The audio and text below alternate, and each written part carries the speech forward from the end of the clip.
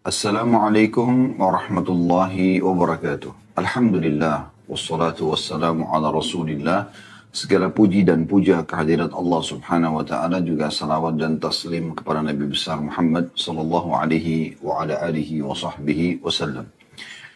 Di hari Kamis siang, seperti biasa kita membedah buku, dan kemarin alhamdulillah kita sudah selesai membedah lengkap buku yang ditulis oleh Syekh Abdullah Al-Jarullah tentang Muslimah Inilah Surgamu.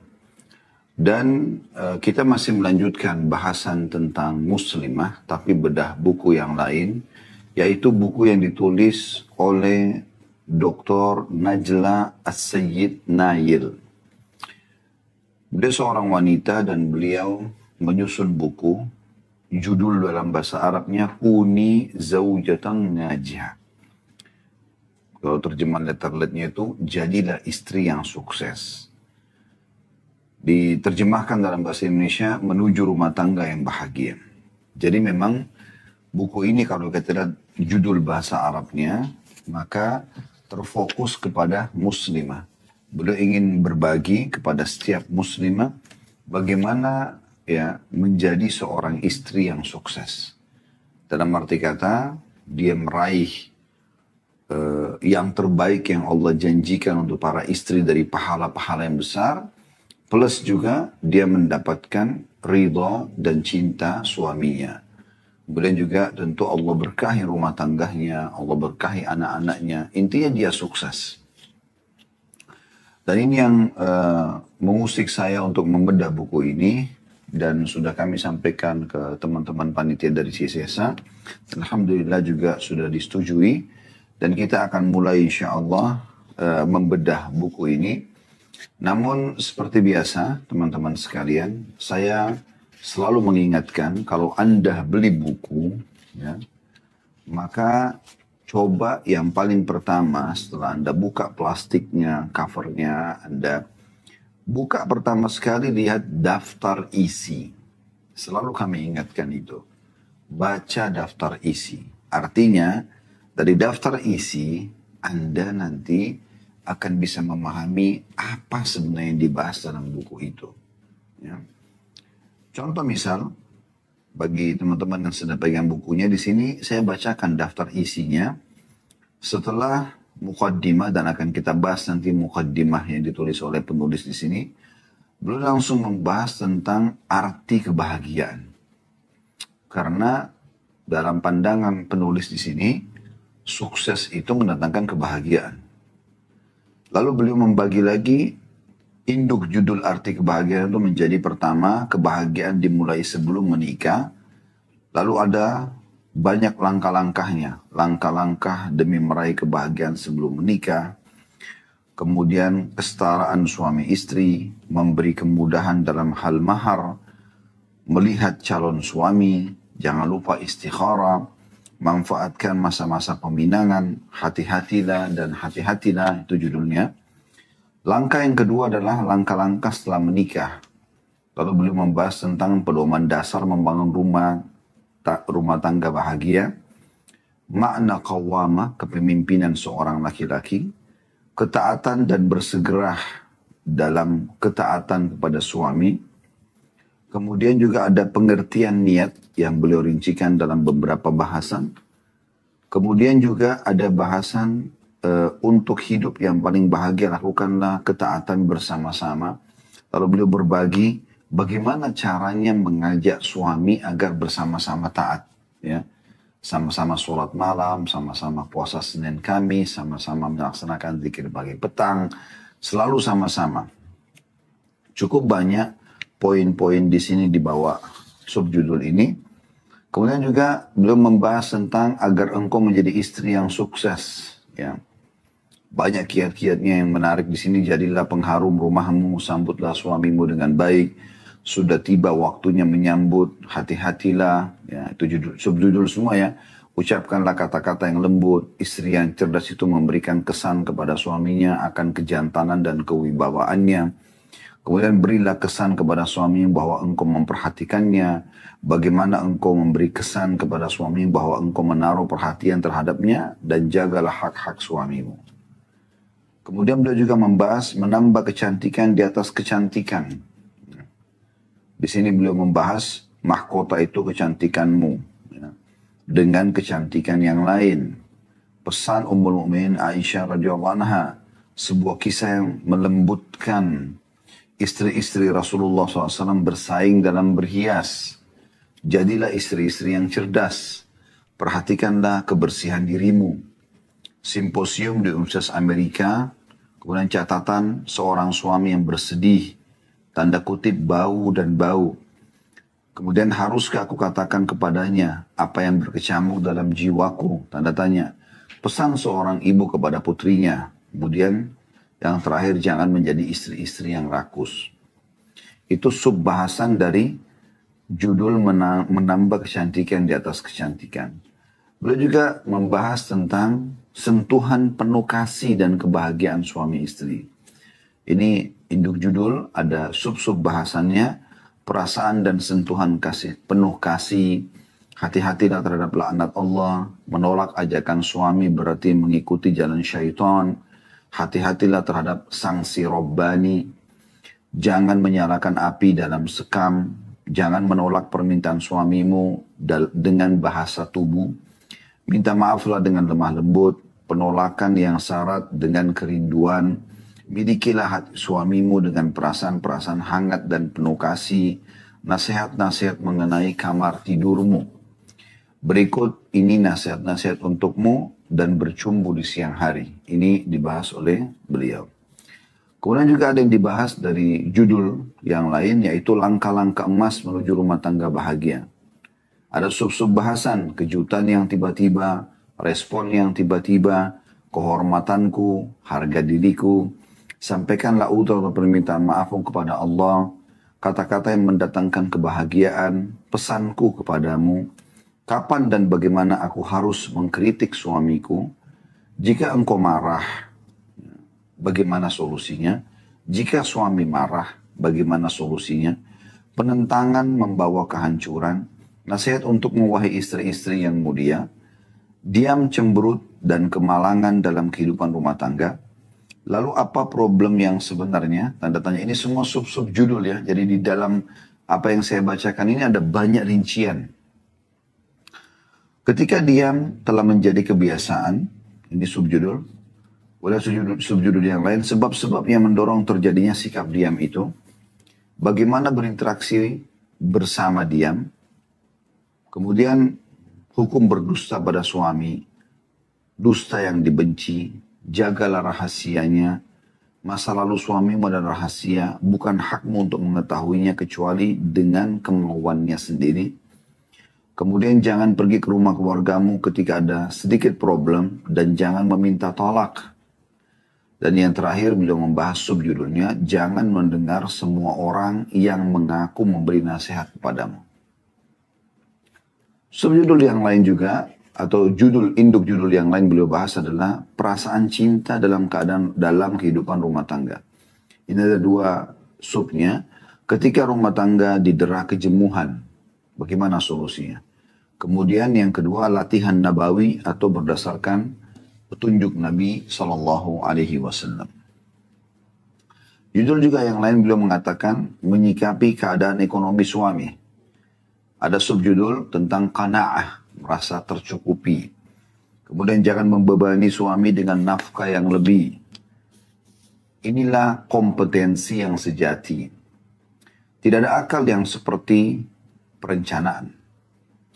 Jangan berhemat dengan mengorbankan kesehatan suamimu. Kemudian kesulitan dalam mencari kehidupan. Kemudian subjudul lagi, menyikapi kesulitan ekonomi yang dilalui suami. Kemudian ada lagi subjudul yang lain, jangan membelanjakan harta suamimu kecuali dengan seizinnya. Subjudul yang lain, jadilah penolong bagi suamimu dalam urusan dunia dan akhiratnya. Dan bahasan terakhir dalam induk judul ini adalah istri yang bekerja. Bagaimana hukumnya dan apa yang harus, atau sikap apa yang harus diambil atau dilakukan. Kemudian Induk judul yang lain juga, di belakang laki-laki sukses ada istri-istri sukses. Subjudulnya adalah kesuksesan suamimu menuntut ketidakteledoranmu dalam urusan rumah. Kemudian judul induk juga adalah memahami kejiwaan. Sub-subnya adalah siapakah yang ingin seperti istri Syuraih Al-Qadhi. Nanti akan dijelaskan kisahnya ya. Kemudian subjudul yang lain, ia menikah dengan perempuan dari Bani Tamim. Kemudian, bagaimana aku berinteraksi dengan suamiku jika ia titik-titik, ya, ada penjelasan. Suami yang sangat pencemburu, bagaimana menghadapinya.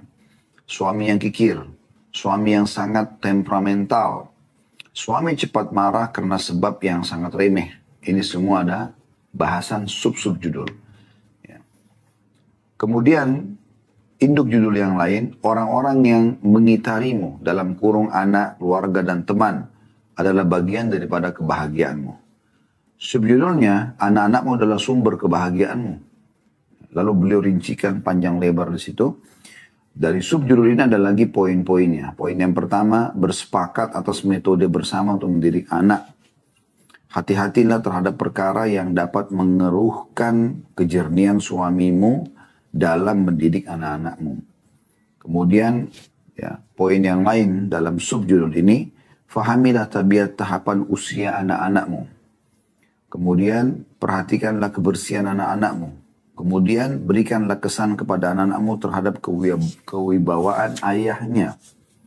Kemudian, jangan perkenankan mereka memanggil ayah dengan kata anta atau kamu. Biasakan memanggil ayahnya. Jangan berubah psikologis ayah terhadap anak-anaknya.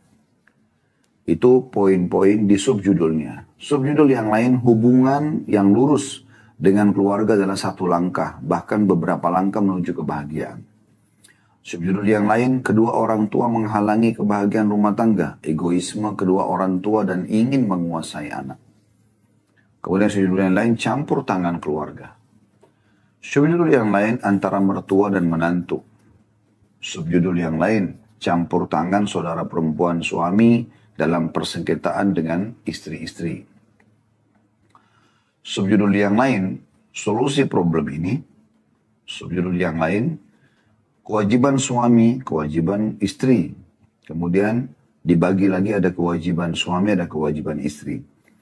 Lalu kemudian nasihat orang-orang yang berpengalaman. Lalu kemudian antara teman dan tamu suami dengan kehidupan rumah tangga. Lalu kemudian memperhatikan tamu dan teman suami. Dan terakhir di antara adab-adab menerima tamu di rumah wanita muslimah. Lalu induk judul yang terakhir dalam buku ini, itu sudah sampai di halaman 200-an ya. Itu adalah badai-badai yang menghancurkan kebahagiaan rumah tangga, problem dan solusinya. Sub-subnya adalah perjalananmu berlanjut, titik-titik. Subjudul yang lain, tapi fahamilah bagaimana kalian menyikapi problem. Agar problem tidak berkembang. Kemudian perselisihan rumah tangga lebih dekat kepada solusi. Selama problem tersebut teralokasi di antara kalian berdua. Jadi tidak keluar ke orang ketiga. Ya. Kemudian tidak boleh berhenti melakukan kewajiban. Walaupun lagi jengkel. Ya. Kemudian tidak boleh menolak perdamaian. Kecuali memang suami sudah sangat fatal rusaknya ya. Kemudian fokuskan pada perselisihan yang ada saat itu saja. Jangan melebar kemana-mana. Tentukan kadar problem itu. Besar atau kecilnya. Janganlah masing-masing menjadi pengintai terhadap pasangannya. Ya, tajassus, memata-matai. Kemudian hendaklah masing-masing menyebutkan apa yang tidak disukainya dengan jelas. Lalu pasangan merespon. Kemudian ungkapkanlah perasaanmu terhadap problem. Mengakui kesalahan adalah jalan yang benar. Ini semua subjudul ya. Subjudul yang lain harus sedikit mengalah dan ridho terhadap atau menghadapi problem yang ringan. Kemudian subjudul lain beragam sarana untuk mengakhiri problem dalam kurung problem-problem kecil. Kemudian subjudul yang lain faedah-faedah perselisihan rumah tangga. Ya. Selanjutnya, bagaimana kita menjadikan sebagian problem sebagai langkah-langkah merebut hati suami. Lalu beliau bagi, di sini ada, di subjudul ini, bagaimana kita menjadikan sebagian problem sebagai langkah-langkah merebut hati suami, ada 10 poin. Ya, poin pertama, tidak boleh membantah suami saat sedang berbicara atau sedang marah. Yang kedua, istri jangan menolak suami. Ya. Atau istri jangan menolak ya suami duduk. Jangan istri yang menolak suami duduk sendirian di rumahnya untuk sementara waktu. Ini ada bahasan yang beliau jelaskan. Kemudian yang ketiga, perdebatan dan diskusi pada waktu-waktu yang tidak tepat. Ini bisa merusak semuanya. Yang keempat, istri campur tangan dalam pekerjaan suami secara khusus. Ini bisa merusak, ya, akhirnya memperkeruh. Harusnya dia jangan mencampuri supaya justru problem yang sedang terjadi menjadi penyebab merebut hati suami. Yang kelima, istri tidak memahami tabiat pekerjaan suami. Yang keenam, kecurigaan istri bahwa suami menyembunyikan rahasia-rahasia besar. Nah ini banyak sekali menjadi problem pecahnya rumah tangga, gitu kan. Yang ketujuh, sensitivitas berlebihan yang dimiliki perempuan.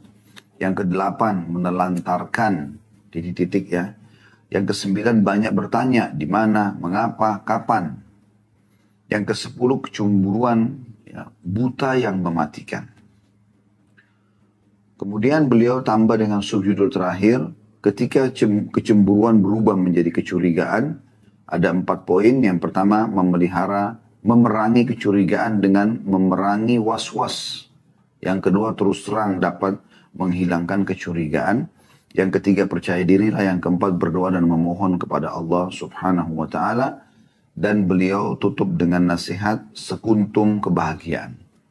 Nah, ini kurang lebih ada 219 halaman ya, di sini bahasan buku ini. Baik teman-teman sekalian, kalau Anda membaca daftar isi seperti ini, ya, mohon maaf kalau sedikit menjenuhkan ya, kalau orang yang tidak terbiasa. Anda jadi punya gambaran kan? Sekarang saya ingin tanya, jujur Anda jawab dalam diri Anda sendiri. Setelah Anda dengarkan tadi, ini saya cuma baca sepintas. Saya yakin nanti ada di antara poin-poin itu yang menggelitik Anda. Ya, yang membuat Anda jadi tertarik mau mengikuti. Nah seperti itu kurang lebih. Jadi mungkin tidak semua judul ini menarik bagi Anda. Tapi dengan adanya Anda baca semua daftar isi secara cepat, Anda jadi tahu, oh saya kayaknya tertarik nih dengan bab ini atau judul ini dan subnya adalah sub yang ini. Anda mulai di situ dulu. Kalau beli buku mulai dari situ. Tidak apa-apa nggak dibaca berurut. Ya. Nanti dari situ Anda penasaran, pengen tahu, apalagi yang dibahas di bab yang lain. Nanti akhirnya Anda selesaikan buku itu. Karena kita beli buku teman-teman bukan hanya untuk ditaruh di rak, tapi untuk dibaca. Ya. Dan itu alasan kami kenapa kami bedah buku seperti ini. Karena umumnya orang tidak mengkhatam buku itu. Yang ikuti dari awal, pengajian kita hari Kamis ini, itu sudah tahu, sudah beberapa buku yang kita khatam gitu. Dan kami sengaja pilih buku-buku yang tidak terlalu tebal, supaya bisa selesai. Ya. Bisa selesai dan juga kita lebih banyak bisa mengorek faedahnya. Allahu a'lam. Baik, kita akan masuk teman-teman sekalian. Hal yang lain, selain daftar isi, Anda perlu tahu muqaddimah. Muqaddimah penulis. Kenapa dia tulis buku ini? Apa yang dia harapkan gitu. Dan pada saat Anda bisa mengikuti apa yang diharapkan oleh penulis, Anda akan lebih banyak mendapatkan faedah dari isi buku itu. Ini poin penting. Saya akan bacakan muqaddimahnya ya, dan ini mulai di halaman 1. Beliau mengatakan di sini setelah memuji Allah, salawat kepada Nabi SAW, amma ba'd, selanjutnya ya. Kehidupan berumah tangga adalah perkara yang menyedot perhatian Islam dalam porsi yang sangat besar. Ini dulu. Jadi banyak di antara keluarga muslim, laki-laki dan perempuan yang menjadi suami, menjadi istri, mereka menganggap rumah tangga nggak diatur oleh Islam. Jadi yang diatur oleh Islam hanya rukun Islam. Ya. Bagaimana orang syahadat, bagaimana orang sholat, bagaimana orang zakat, puasa Ramadan dan haji. Selesai. Padahal sebenarnya Islam masuk ke dalam semua lini kehidupan kita. Dan sangat rapi. Tidak ada teman-teman sekalian tatanan dan tuntunan yang lebih baik daripada Islam. Lebih sempurna daripada Islam. Betul-betul luar biasa gitu. Saya sebagai suami bersama dengan teman-teman laki-laki yang mengikuti acara ini, kita diatur sedemikian rupa. Untuk melindungi istri, bertutur kata yang baik, memenuhi kebutuhan biologisnya, memenuhi kebutuhan hariannya. Jadi ada kewajiban yang kita kalau tidak lakukan berdosa. Dan kalau kita lakukan berlimpah pahalanya gitu kan. Dia ditata dan dikontrol. Begitu juga dengan seorang istri. Kepatuhannya, memenuhi kebutuhan biologis suaminya gitu kan. Menjaga nama baiknya, menghormati keluarganya dan seterusnya. Ini semua ada kewajiban-kewajiban yang nanti akan membuat dia dapat pahala dari Allah SWT. Dan juga dia akan meraih hati pasangannya. Karena banyak hal yang harus kita perhatikan baik-baik. Nanti akan dijelaskan oleh beliau dalilnya. Ya, yang banyak luput dari kaum muslimin. Bahwasanya kapan mereka sudah berpikir di awalnya saja kalau Islam tidak mengatur rumah tangga. Sehingga mereka berjalan seperti air mengalir saja. Maka rusak rumah tangga itu. Kiblatnya nggak jelas. Ada yang berpatokan pada negeri barat, ada yang berpatokan pada Korea, pada Cina, pada Jepang, dan seterusnya. Padahal mereka orang-orang non-muslim. Si suami bernama Muhammad, si istri bernama Aisyah. Mana Anda dari Islam? Mana Anda dari Islam? Gitu. Harusnya Anda menerapkan Islam dalam kehidupan Anda, dan itu dicontohi oleh orang non-muslim. Itu benar. Jangan Anda balik ini. Nanti akan kita lihat banyak sekali rincian berhubungan dengan masalah itu. Subbab demi subbab akan memberikan kita gambaran jelas. Dan saya sangat setuju dengan judul buku ini. Kun zaujatan salihah, jadilah istri yang najihah. Kun zaujatan najihah, jadilah istri yang sukses. Ini benar-benar. Jadi beliau ingin menitip pesan di 200 halaman buku ini. Kepada semua muslimah, begini loh kalau kau ingin bahagia dalam rumah tangga. Kiblatmu itu di sini, ya, ke Islam. Ini loh dalilnya. Nah, seperti itu. Baik, kita masuk lanjutannya. Saya ulangi kata beliau, kehidupan rumah tangga adalah perkara yang menyedot perhatian Islam dalam porsi yang sangat besar. Oleh karena itu, ia meletakkan dasar-dasar dan landasan-landasan yang membantu pasangan suami istri membangun bangunan rumah tangga yang kuat. Sebab di atas dasar dan landasan itulah kebahagiaan keluarga muslim akan terbangun. Kemudian dampaknya akan tampak pada kebaikan masyarakat di sekitarnya. Kalau suami istri sudah baik sesuai dengan Islam ya. Jujur, amanah, tanggung jawab, saling berbagi, saling perhatian, saling memaafkan, saling membantu menyempurnakan kekurangan pasangan gitu kan. Menutupi aibnya. Bagaimana baiknya itu, ya? Dan kalau setiap rumah tangga muslim seperti itu, maka bagaimana efeknya kebaikan ini kepada masyarakat sekitar? Pasti besar sekali. Lalu beliau mengatakan, maka dari itu Allah menyifati jalinan suci itu sebagai salah satu akad atau salah satu tanda kekuasaannya. Ini besar kata ganti Allah. Dan menjadikan akad nikah sebagai perjanjian yang kuat.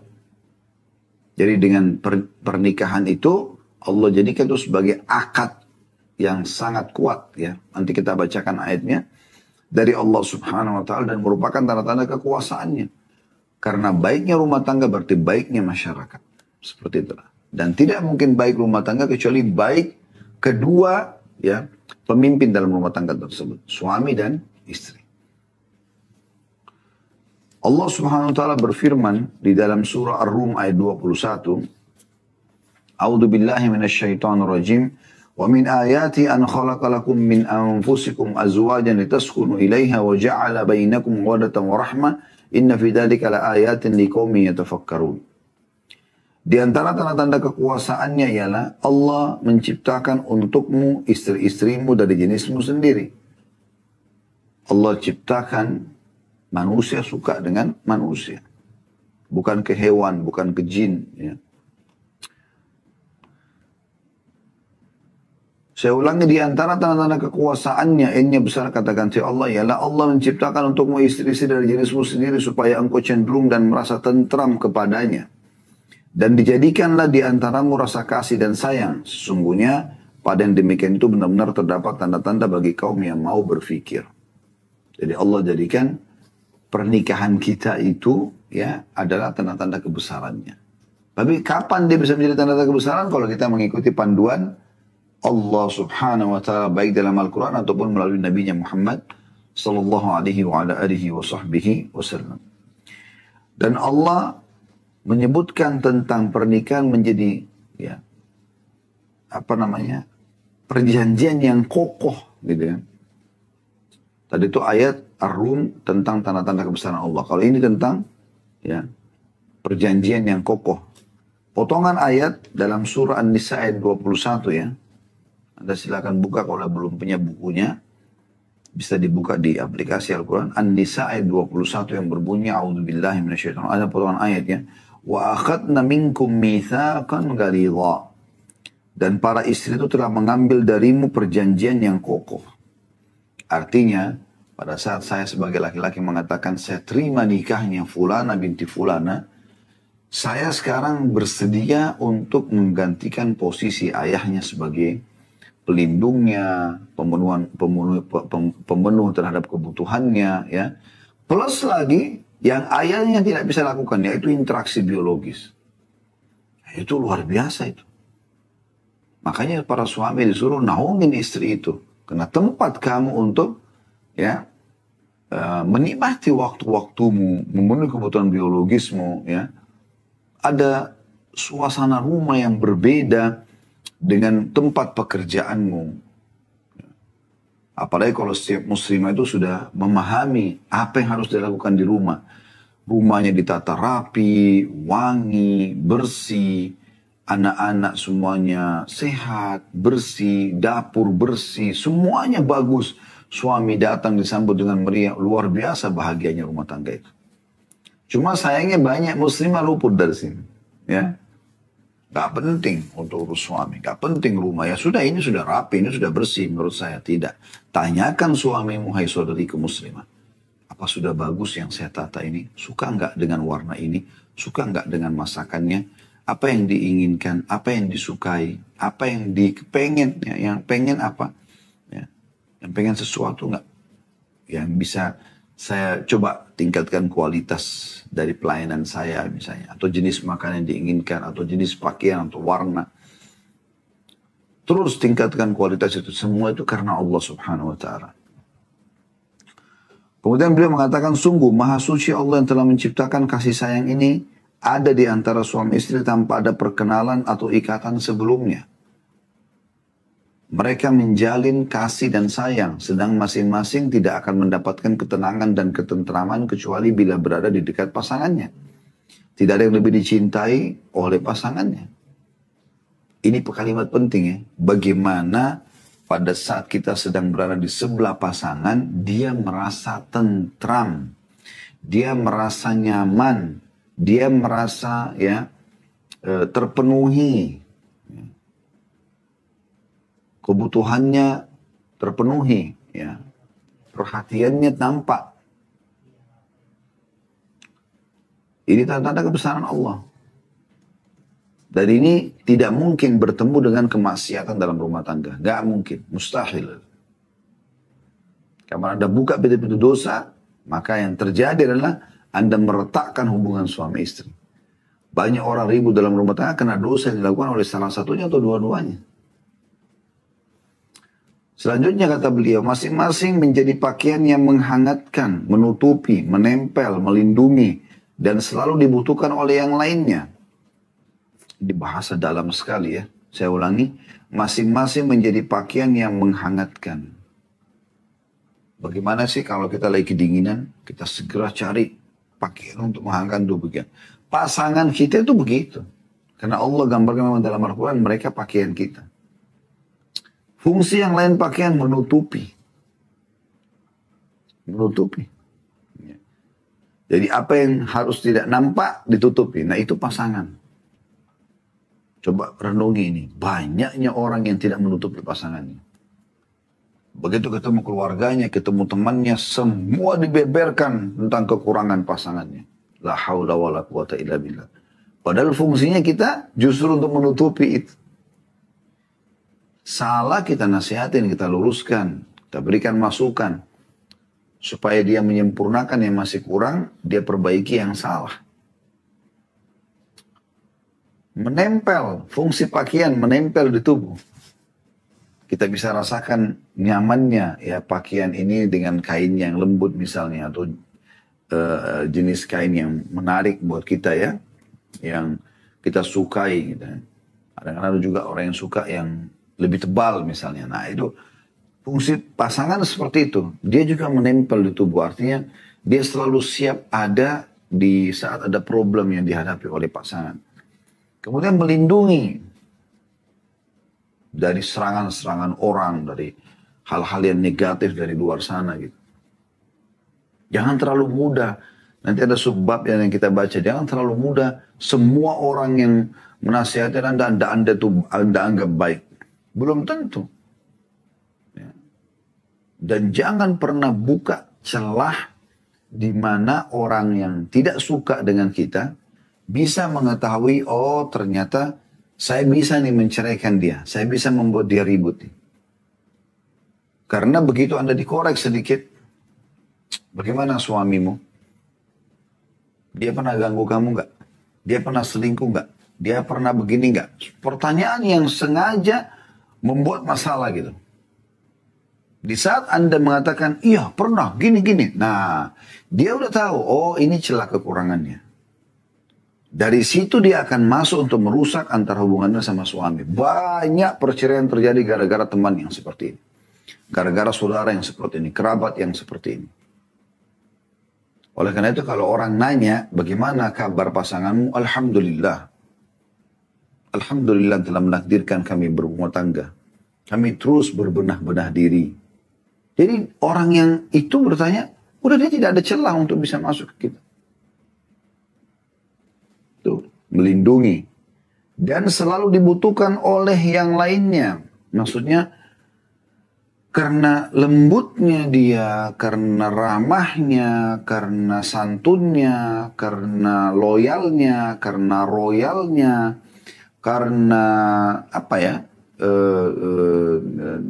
supelnya dan segala macam, membuat pasangan selalu merasa nyaman, ingin ada di sebelahnya. Nah itu harus kita lahirkan. Bukan justru pasangan atau suami ibu-ibu kalau mau pulang berpikir, ya, aduh pulang ke rumah nih, sebentar pasti rewel lagi mulutnya. Sebentar pasti dia mendekat bau lagi mulutnya. Habis makan jengkol nggak sikat gigi, ya, habis makan ini, habis makan itu, nggak peduli. Nanti kan itu ada subbahasan yang peka dibahas oleh penulis di situ. Keluhan suami tentang bau dan bau lagi. Tapi banyak istri gak peka. Kau dibilangin, masa sih? Loh, kok masa sih? Kan jelas-jelas suaminya. Masih mending suami mau bahasakan. Kalau suami yang beriman, dia coba bersabar. Suami yang tidak beriman, selesai urusannya ini. Dia diam sama Anda dinasihatin, tidak mau dengar, dia akan pergi sama perempuan-perempuan. Anda tahu apa yang dijual oleh pelacur-pelacur itu? Apa yang mereka jual? Apa yang dijual oleh pelacur seluruh dunia? Senyumannya, dandanannya, ya, lembutnya, rayuannya, pakaiannya yang seksi, bau badannya yang wangi. Itu kalau itu tidak bernilai bagi seorang wanita kepada laki-laki, nggak akan dijual itu. Kalau yang laku untuk bisa meraih laki-laki itu adalah diam, cemberut, kata-kata kasar, maka itu akan dijual oleh mereka. Gak bakal ada tanda kutip maaf ini pelacur yang laku, mukanya cemberut, kata-katanya kasar. Gak ada. Tapi yang paling manja, yang paling lembut, yang paling wangi, yang paling seksi, yang paling ini dan itu. Lupakan masalah pelacur, ini cuma tanda kutip maaf, contoh saja. Harusnya muslimah lebih daripada mereka itu. Barang dagangan itu yang harus ada pada istri harusnya. Bukan pada kepada mereka. Tapi subhanallah banyak wanita tidak paham masalah ini. Lalu kata beliau, Allah menciptakan laki-laki dan perempuan agar masing-masing menjadi penyempurna bagi yang lainnya. Dan masing-masing memiliki tujuan hidup yang sama, yaitu beribadah kepada Allah dan ikhlas kepadanya atau karenanya. Sebagai khalifah Allah di muka bumi dan memakmurkannya. Memakmurkan bumi maksudnya. Jadi di sini ingat, masing-masing menyempurnakan satu sama yang lain. Ada yang kurang dari pasangan, nasihatin, bantu dia untuk sempurna. Kita juga yang punya kekurangan, oh iya, jazakallahu khair, jazakillahu khairan, makasih. Tolong terus bantu saya ya, ingatkan saya terus. Baik kan, enak. Indah sekali rumah tangga itu kalau suami istri saling mengejar pahala satu sama yang lain. Apalagi dia bisa menenteramkan pasangan. Jangan terus-menerus hardik, curiga.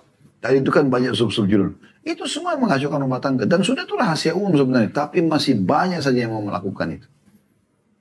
Pertanyaan yang memojokkan pasangan. Untuk apa? Kita nggak boleh tajassus. Memata-matai nggak boleh. Ada Tuhan yang mengawasi dia. Ada malaikat yang Allah titipkan. Tidak tidur mengawasi dia. Nampak depan mata kebenaran kita dukung. Kalau salah kita ingatkan. Selebihnya serahkan kepada Allah subhanahu wa ta'ala. Lalu kata beliau, Islam telah memberikan tugas kepada laki-laki dan perempuan dengan tugas-tugas yang berbeda dan menjadikan tabiat masing-masing untuk mengembangnya demi mewujudkan tujuan tersebut. Jadi ada tugas. Kita jalankan sesuai dengan tugas kita saja. Maka kegigihan masing-masing dalam menunaikan kewajiban kepada Allah SWT pada manusia, pasangan hidup dan keluarganya akan mengantarkan keduanya mencapai tujuan tertinggi, yaitu mendapatkan ridho Allah, tinggal bersama di surga Aden, dan berbahagia bersama di dunia dan di akhirat. Jalankan sesuai dengan tugas, selesai. Kita pasti akan bahagia. Paragraf selanjutnya. Kata penulis di sini, ya, iblis terlaknat. Ya, karena memang Allah melaknat iblisnya. Iblis terlaknat tahu bagaimana cara ia memenangkan peperangannya terhadap anak-anak Adam.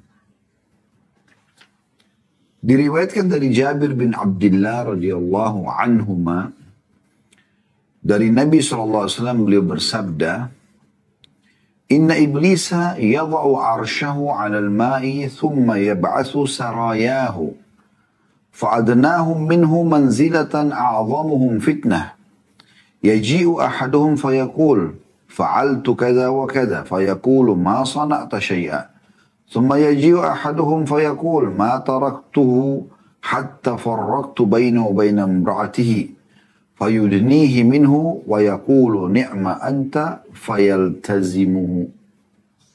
Artinya, iblis meletakkan singgasananya di atas air. Meletakkan singgasananya di atas air. Kemudian mengirimkan pasukan-pasukannya setiap hari. Yang paling dekat kedudukan mereka di sisi iblis ialah yang paling besar makarnya. Yang paling besar buat masalah, itu yang paling dekat dengan iblis. Salah seorang dari mereka datang seraya mengatakan, aku telah melakukan demikian dan demikian. Iblis mengatakan, engkau belum melakukan apa-apa. Lalu yang lainnya datang seraya berkata, aku meninggalkannya ya, dalam keadaan ia telah berpisah dengan istrinya. Iblis pun mendekatkannya atau dalam kurung kedudukannya pada diri iblis seraya mengatakan sebaik-baik orang adalah kamu.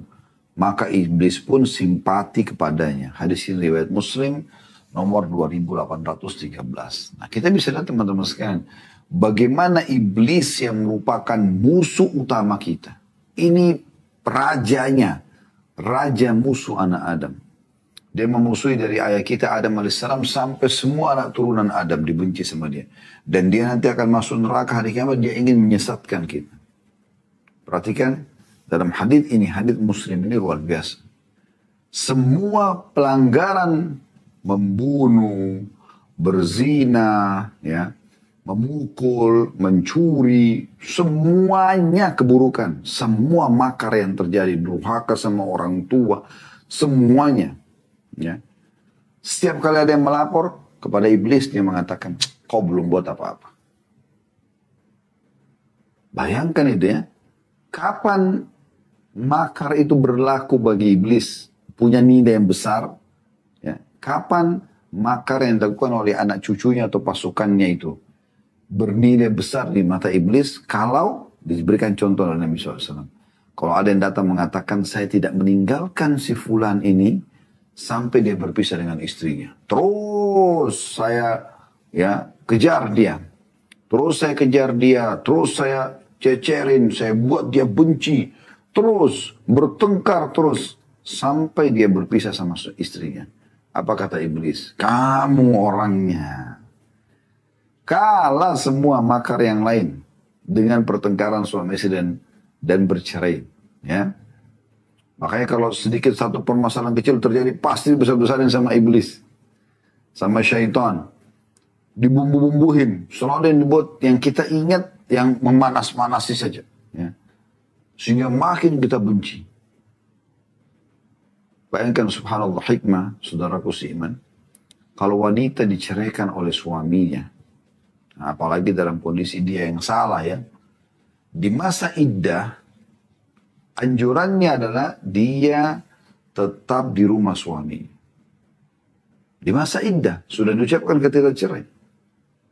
Supaya tetap dia benah-benah diri, tetap dia coba merayu suaminya, karena di masa iddah itu masih status istri. Selama belum cerai yang ketiga gitu kan. Supaya jangan makin memperkeruh permasalahan. Kalau keluar dari rumah, tinggalkan rumah ini makin memperkeruh permasalahan. Ditambah lagi bergaul sama lingkungan dan teman-teman yang buruk, udah hancur semuanya. Jadi kacau semuanya.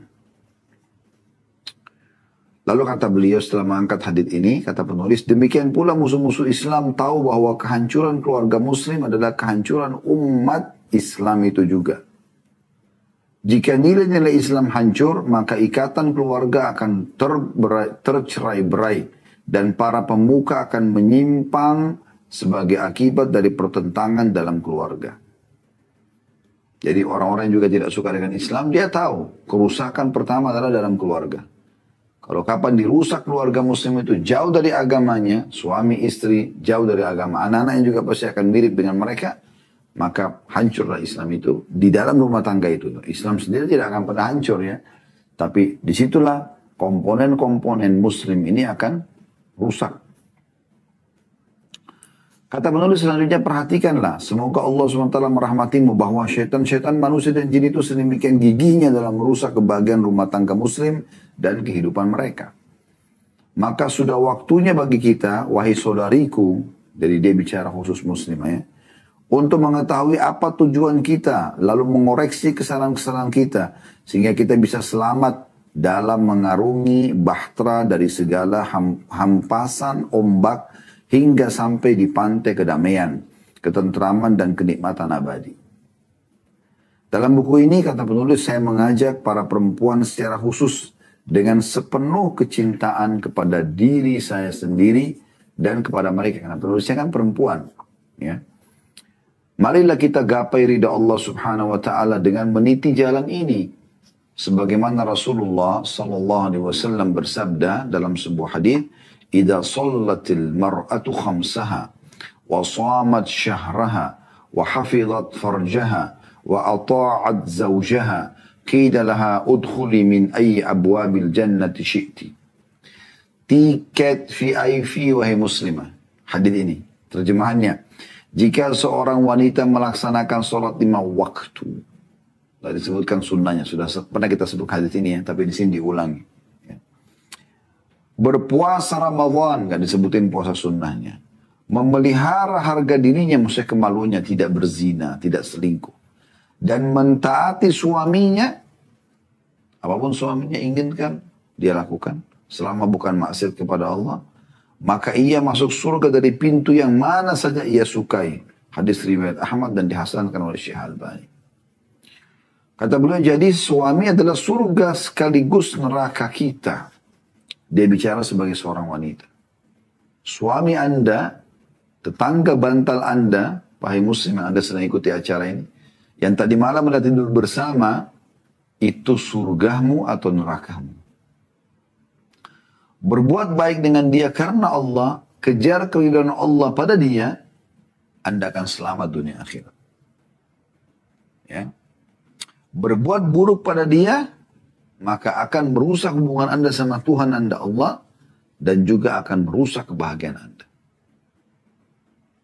Kalau dia punya kekurangan, bantu dia sempurnakan. Kalau dia punya pelanggaran, ingatkan. Kalau dia punya kebaikan, dukung, selesai. Dan ingat, selalu saya ingatkan pesan ini teman-teman sekalian. Bagi muslim dan muslimah tentunya, walaupun bahasan kita tentang muslimah, tetap saja muslim bisa mengikutinya. Kenapa? Karena Anda punya istri, yang Anda bisa nasihatkan, Anda punya ibu, Anda punya tante, Anda punya saudari, Anda punya anak perempuan. Bisa Anda nasihatin mereka. Berikan masukan-masukan. Nanti ada bahasan di bab pertama tentang masalah kebahagiaan dan ada sebelum menikah gitu kan. Masih membahas juga tentang masalah memilih pasangan yang baik. Mungkin Anda mengatakan, saya kan sudah lama berumah tangga, bahkan sudah punya anak, sudah punya cucu. Baik. Anda terapkan kepada anak dan cucu Anda. Kan mereka juga akan menikah.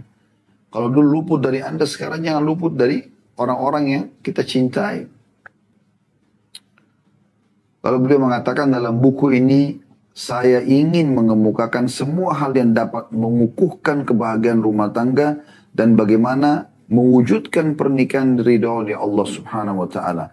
Serta memperhatikan kesalahan-kesalahan istri yang dapat menjadi penghalang bagi kebahagiaan tersebut.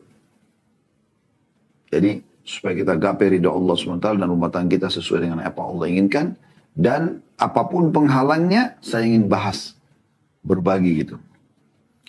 Buku ini syarat dengan bimbingan-bimbingan yang apabila dipraktikkan oleh istri secara komitmen, maka jaminannya ialah keridhaan suaminya dan kejernihan hidupnya. Ingin raih cinta suami, jernih hidupnya, nyaman, terpenuhi, maka ini isi buku ini yang diharapkan itu ya targetnya. Di samping itu kata beliau, saya juga ingin berbagi tips yang ampuh bagaimana cara menumbuhkan perasaan kasih dan sayang antara suami istri yang mungkin memudar seiring dengan berjalannya waktu. Juga tips bagaimana memperbaharui dan mengembalikannya seperti sedia kala. Bagaimana selalu, sebagaimana kita saling suka dari awal menikah sampai kita kakek-kakek nenek-nenek tetap sama-sama. Ini luar biasa kalau dia bisa berbagi tipsnya, gitu kan. Setelah itu kata beliau, saya ingin mencoba mengemukakan hal-hal yang dapat mengganggu keharmonisan kehidupan rumah tangga. Berikut tips bagaimana menghadapinya dan mengarahkannya pada jalan yang benar. Dengan cara berpikir agar kita meraih kenikmatan hidup yang bahagia lagi sentosa. Jadi selain menawarkan tips bagaimana menghidupkan cinta dan kasih sayang, tips juga bagaimana ya menghadapi gangguan-gangguan. Terakhir kata beliau, sebelum saya menutup mukaddimah ini, mungkin terbersit di benak kita. Mengapa buku ini dikhususkan untuk wanita dan bukan kaum pria? Maka saya mengingatkan diri saya sendiri dan para istri, marilah kita bersegera merengkuh kebaikan dan pahala supaya kita dapat segera memetik kebaikan dan kebahagiaan. Bagaimana engkau berusaha menumbuhkan rasa bahagia di hati suamimu, tapi ia tetap tidak bahagia dan justru mendapatkan kebahagiaan dari sekelilingnya? Adakah orang yang diberlakukan dengan baik, tapi justru membalas dengan keburukan? Tanda tanya. Maha benar Allah. Ketika Allah berfirman dalam surah Ar-Rahman ayat 60, A'udzu billahi minasyaitonir rajim, hal jazaa'ul ihsani illa al-ihsan. Tidak ada balasan kebaikan kecuali kebaikan. Maksudnya, gak mungkin, gak masuk akal kalau suami Anda normal, Anda sudah buat baik. Gak masuk akal kalau istri Anda sudah buat baik, ya. Kemudian dia balas dengan keburukan. Kecuali orang itu tidak normal. Ini yang dimaksudkan.